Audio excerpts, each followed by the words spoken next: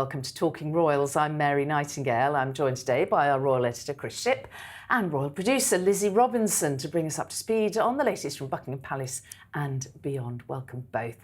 Before we get into it, let's take a quick watch of the Princess of Wales video earlier this week. As the summer comes to an end, I cannot tell you what a relief it is to have finally completed my chemotherapy treatment. The last 9 months have been incredibly tough for us as a family. Life as you know it can change in an instant, and we've had to find a way to navigate the stormy waters and road unknown. The cancer journey is complex, scary, and unpredictable for everyone, especially those closest to you. With humility, it also brings you face to face with your own vulnerabilities in a way you've never considered before. And with that, I knew... So, what do you reckon? I mean, I think we'll all agree it's completely not from the royal playbook, is it? I mean, have you ever seen a video like that from any of the palaces? I haven't. I think we were all quite surprised by the very polished nature. Let's just deal with the announcement first. Kate has finished her chemotherapy. So this was the point of the video. She's saying, right, that's over. I will be able to do some more jobs in the coming months. I think, for example, we may well see Kate as early as next week.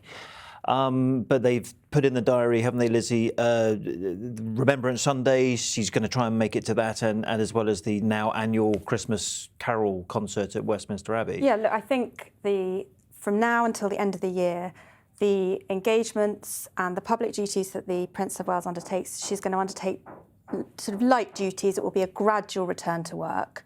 While we will see her at things, it won't be a huge volume over the coming months, will it? No, and again, this is why probably, I mean, a lot of people have been asking us about, well, what's her status now? And there was this whole debate, as I'm sure you see, Mary, about cancer-free. What does that mean exactly? Well, we have been told by Kate's office that we cannot use the phrase cancer-free and we cannot say that she is in remission. So therefore, and I think anyone who's been on the cancer journey, I mean, we all know people who've been affected by cancer. You get to the end of a certain period of treatment, everything is okay for now, but you have a scan in 3 months' time and then 6 months' time.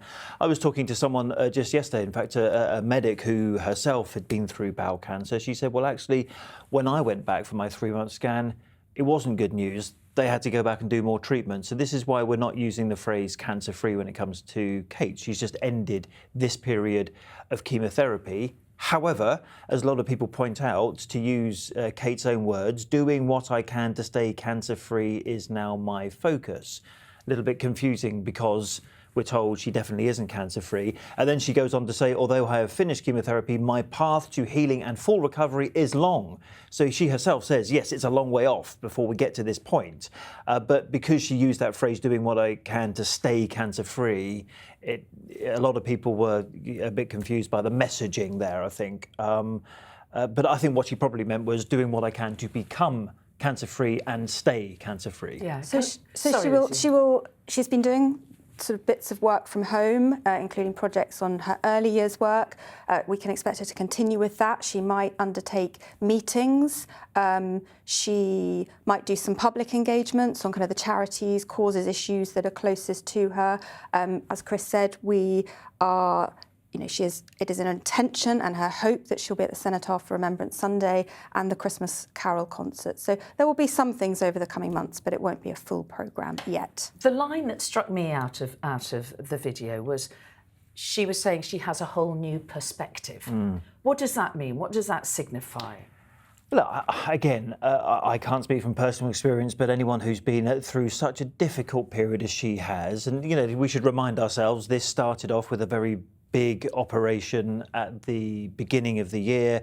It was as a result of the post-operative care that they found some cancer. They haven't told us where, and therefore she started on this path of chemotherapy. But that has, and in a way, it kind of explains the intimate nature of the video because it's giving her a new perspective on what's important in life. And she uses the words loving and being loved. And she was showing everyone in that video the people that she loves, the people she has brought in to be much closer to her during this, very difficult and tough journey. And who are they? Well, clearly her husband, her 3 children, George, Charlotte, Louis, who we see in the video.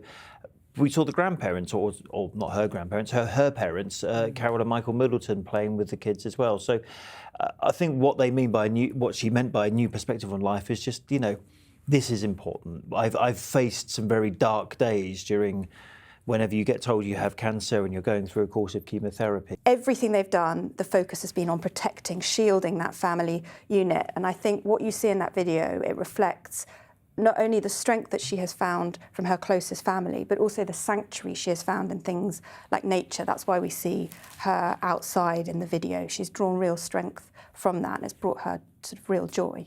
And just a final thought, though, before we move on.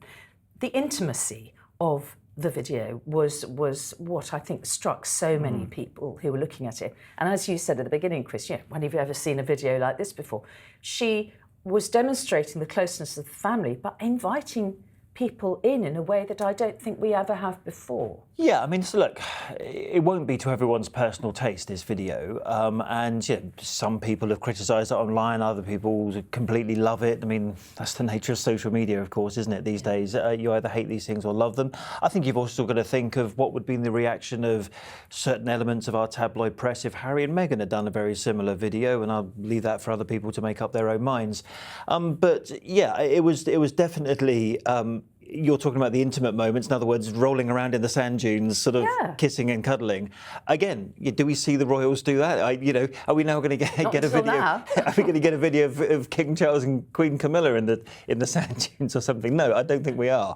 It's a different style, and I suppose what they're doing here is they're marking out that we're a new generation. We don't do the things the same way as the late Queen Elizabeth did.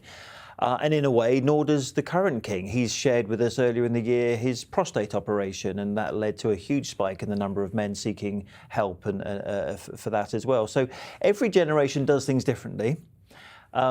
This isn't Queen Elizabeth II and Prince Philip. It's William and Kate. They're a new generation. They brought in this, photographer, Will Waugh. He's called it. They worked with before, and clearly he put the soft focus lens on and made a bit of a mini movie. Will Waugh has filmed a lot with the family. He knows them well. And I actually remember when, do you remember after the coronation, there was the big help out, and the Wales family were with the Scouts, and they had all 3 children there. I went and filmed that for the Royal Rota, for the broadcast rota, and Will was there filming the family, and I remember thinking at the time how comfortable particularly the children were around him. They obviously know him and felt comfortable around him, and I think to invite, to do a video like that, you have to invite somebody that the whole family feels comfortable around, and that was very much the impression I got. Well, you could have said, hold on a minute, I was also at that event after the coronation. You could have got me in to do the video. You could have filmed it on your iPhone. You've done a great job. But yeah, I think the family are very comfortable around Will, and you have to be to create something like that. But you know what? There was that the portrait photographer Hugo Bernand told us when we interviewed him about portraits, and he did the one of King Charles and Queen Camilla very recently, and says he knows them, so they're not coming into the room facing someone that you don't know, and everyone's a bit awkward and have to have that chit chat. They know him, so they're more relaxed in his company, and therefore you get better photographs as a result. That, of course, the one that Hugo Bernand took was a single still photograph. This was an entire, montage of videos and running through the, the cornfields. There was also in Norfolk where, they adore being in Norfolk. They have Anne Hall there. They go there on school holidays, half terms, whenever they can get there. They love being there, and I think you can really tell that.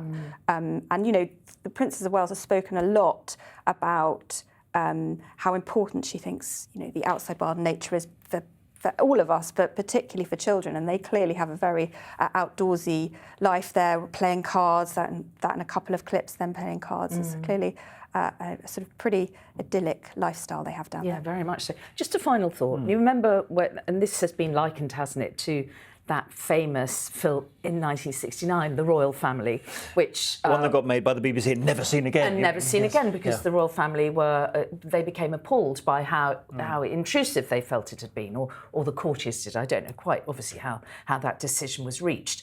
And someone said at the time that you have to be very careful about letting daylight in on the magic of royalty.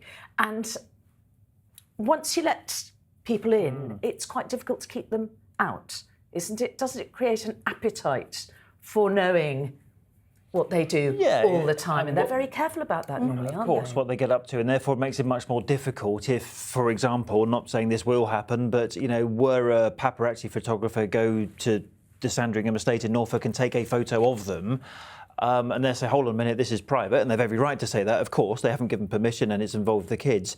But, I mean, he could come, or he or she, it could be a female photographer, he or she could come back with the argument, well, you've just showed us what you get up to. I wanted to capture that for some magazine in South America, who knows? But it is a little, you're right, it has opened the gate a little further than it was opened previously. So do you think we're going to see any more of them? Do you like? I don't know. I mean, I think people mostly loved it, didn't they? I think there's an appetite. There's a huge appetite for the Waleses. They look especially great, after we haven't seen Kate very much at all. So we don't know what she's doing and we don't know when she's doing it. But as I say, I'm making a prediction in this podcast next week. It's also there was one other line I just wanted to pull out before we move on. When she says to all those who are continuing their own cancer journey, I remain with you side by side, hand in hand. Out of the darkness can come light, so let that light shine bright. And I think, as we've seen the King, his first public-facing duty back was to a cancer hospital. I think, she is saying, I'm with you, and I think we will see her. There might be a new patronage. We may see her on engagements with patients, but I think, she will reflect her own experiences. They will reflect in her work somehow in the future. I kind of also should point out, and again, this isn't just coming from reactions that I've seen on social media and elsewhere, but, and I'm just playing devil's advocate here. There are people out there who are going through the cancer journey who don't have the privilege of their husband taking, 3 months off work and be able to sort of enjoy that kind of idyllic family life that we saw in that video. So I think they do have to be careful because they are coming at this awful journey they've been through, but with an element of privilege that other people are not fortunate enough to enjoy. And I think that's, if anything, and I'm just sort of putting this out there, that's where they probably do have to be a little bit careful because, yes, they are in a privileged position. They have nannies. William took a lot of time off to look after Kate at the beginning. Great. Everyone would like to do that, but not everyone is able to do it. Okay. Should we move on? Let's look at the King and Queen's autumn schedule and their tour to Australia and Samoa. What can we expect from that? Rephrase Samoa for me again. Samoa. Right. So we were told, weren't we? What were we told yesterday? The briefing? So pronounce it. Samoa. Like yes, Samoa. Yes. I would say emphasis. No, you were right. Yeah. Yes. So because that's the first time. You're always right, of course. You're Mary Nightingale. But there was the first time that we'd heard Samoa. So Samoa would be what I would have gone with previously. But anyway. We're living in 2024, aren't we? We are. Anyway, go, Lizzie, tell us what they're doing. So the King is still undergoing cancer treatment at the moment, but he is heading to Australia and Samoa in October. And this is for his first visit to a realm where he is head of state in Australia. And then he will go to Samoa for the Commonwealth Heads of Government meeting. It is overall sort of 9 days of engagements. And I think the key here is that they are having to very carefully sort of balance, prioritise and protect his health on all of this. So, when you look at the programme, it is busy. There are a lot of engagements every day, but there are fewer evening engagements than perhaps we might have seen. They've built in a rest day. He's not travelling to New Zealand. The hope had originally been that he would go to New Zealand as well. So you can definitely see in the programme it reflects the fact that they are needing to be cautious around his health, although we are told things are moving in a positive trajectory. I mean, Mary, you've done royal tours before, haven't you? You've covered them, and you will know, as much as it might look wonderful and the pictures look amazing, but they do kind of start at sort of 6 or 7 in the morning. They're incredibly hard work. The King's still making speeches at 9 or 10 o'clock at night and at a reception and then going back to the embassy. And listen, a lot of people say, well, that's not work, going down a coal mine is work, but they are a punishing schedule, and this is what they've tried to ensure doesn't happen on this trip, because they've got the doctors, the royal planners might be saying, let's do this, this, this and this, but the doctors are saying in the other ear, he's got cancer, he ain't doing that, and he ain't doing that. So I'll take that out of the diary. He's a worker, isn't he? He loves doing Well, he will as say much yes. as he In possibly fact, can. someone very close to the King and Queen said to me recently, it is her that says no. She's the one. If the courtiers come in and say, he'll instantly say, of course I can do that, I'm a workaholic. She'll say, no, he's not doing that. Stop there. So this trip is interesting for how they've scheduled it around this, having treatment. He may well have to have treatment whilst he's in Australia. We don't know what exactly the treatment he's having, but just gives you an example, doesn't it? We could talk about this for an hour and a half, couldn't we? But sadly, we are out of time. Chris and Lizzie, thank you both very much indeed. And that's it for now. Thanks to you both, as I said. And of course, to you for joining us. You can hear us talking royals every week by subscribing wherever you get your podcasts. And do have a look through our back catalogue for a range of royal topics. See you next time.